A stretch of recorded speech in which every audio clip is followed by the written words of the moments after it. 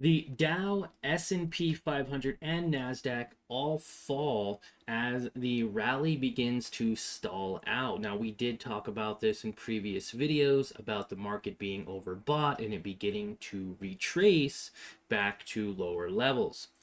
Now, the Fed is starting a meeting. They are starting a 2-day meeting and a lot of anticipation as the countdown does begin for the Fed's rate decision on Wednesday, right? They are beginning a 2-day meeting today, although central bank is expected to keep rates unchanged. Wall Street will listen very closely to exactly how Jerome Powell comments on how the economy is holding up. Now, the focus is on the Fed's evaluation of the fallout from Trump's trade offensive, which has yet to fully show up in the economic data. Now, nonetheless, okay, that's our headline for today. Palantir shares also dive after earnings. And we're going to talk about all this real quick right now as the market still is finding some resistance on this moving average. Now, we did have a U.S. trade deficit and it did come in worse than expected today. Okay. And again, look at this. From highs of 489 yesterday, a nice sell off after hours to 478, which was a 2% sell off after hours. That is insane. And then trying to recover, retrace back up about 1% recovery this morning. A lot of consolidation, even on the 1 minute chart, you can see a lot of consolidation and some pullback beginning to happen as now it is below that 200-day moving average on the 5 minute. We can see this actually begin to retrace and go back down even more. Now, this is below the moving average after a nice 9-day streak. As you can see here, beautiful 9-day streak before it started selling off. And from highs of 490, we called this out on Friday and I believe on Monday. And of course, we had people laugh. People are always going to laugh and, sometimes not necessarily take you serious, and that's okay. Your opinion doesn't necessarily have to align with my opinion, and we're all able to share our own opinion. So in my opinion, I knew this was going to sell off at 490. It was already happening. We started seeing signs of consolidation. It sold off overnight to 483, about 1.4%. It then recovered slightly that day, up about 1%, and then sold off a 2% from that high. Now I believe it did recover that 1% here, and it's going to get rejected off of this moving average and possibly sell off 2%.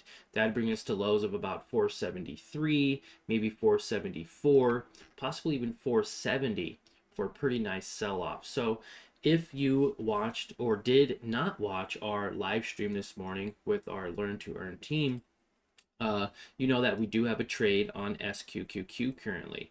I do have 41 shares currently, around $1,200 at $30.24 share price. So a little bit high on the share price for SQQQ, but nonetheless slightly down on the day.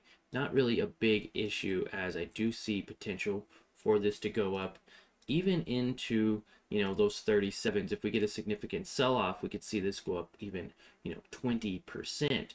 If the market sells off 2%, we can see SQQQ push up 6%. So 6% move would put us right at $32.50, $32, and that'd be about $2 per share on SQQQ. And it could obviously sell off even more. SQQQ's been at a high of $60, but even more previously, SQQQ was just at highs of $43 before a significant pullback. Okay, so it has the potential to go up even $12 or $13. Now, is this a swing trade? Not necessarily. If this has a significant pullback today on QQQ, I'll lock in my profits before the end of the day. If we get really good news or really bad news, then I would maybe hold overnight on QQQ until tomorrow, right? And then sell pre-market. But again, still a significant pullback from the market. Palantir also had a crazy day today. They hit their earnings, but they began to sell off.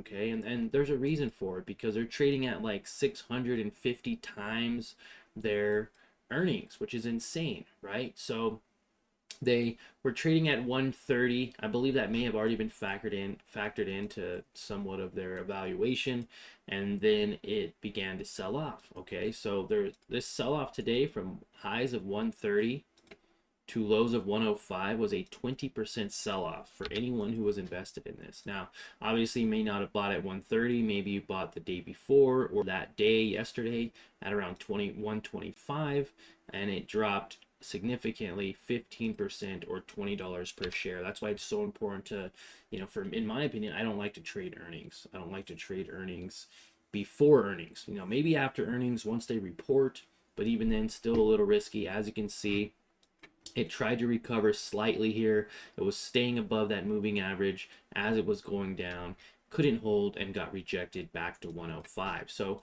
Palantir has the potential to recover, right? Palantir rises ahead of earnings report, but at the same time, Palantir slips despite increased full year outlook on continued AI demand. So, I believe this could potentially sell off even more. Maybe we can get back down to that $65 or $70 mark. It's done it once. It can do it again. It's had support at 105 before, but that doesn't mean anything, right? If we take this away, you can see Palantir has pushed up from those $63, $60, $70 levels up to 125, and then sold all the way off back to that $70 level, pushed up to almost $100, sold off to $65 again. And on this recent push up from 65 to even 125 again was a 92% profit in 30 days. 30 days, you could have doubled your money if buying at this support level and selling at resistance. So a lot of people are going to think this exact same thing is going to happen again.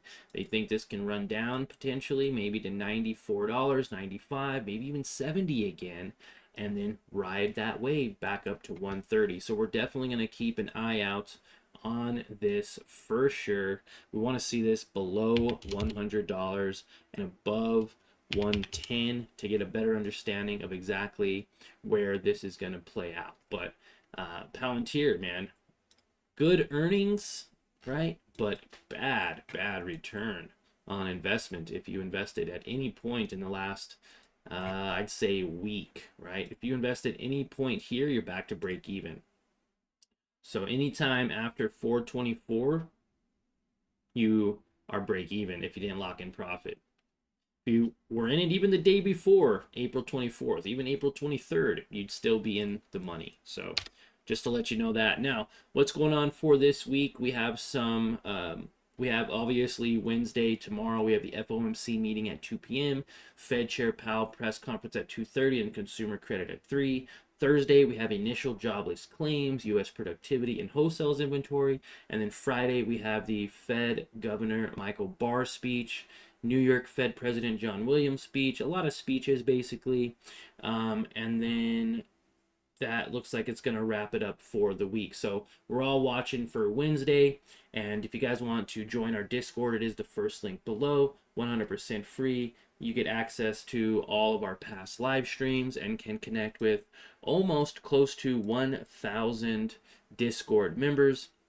And do me a favor, smash that like button while you're down there. Consider subscribing to the channel if you feel like I earned it and you found value in what I'm doing here.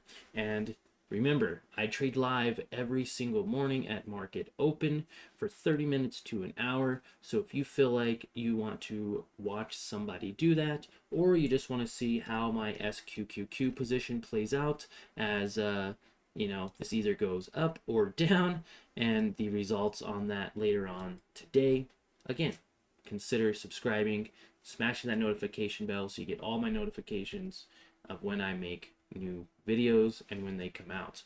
And I'll see you all bright and early in the morning for our live stream. Don't be late, and we'll see you at market open. Thank you and have a great day.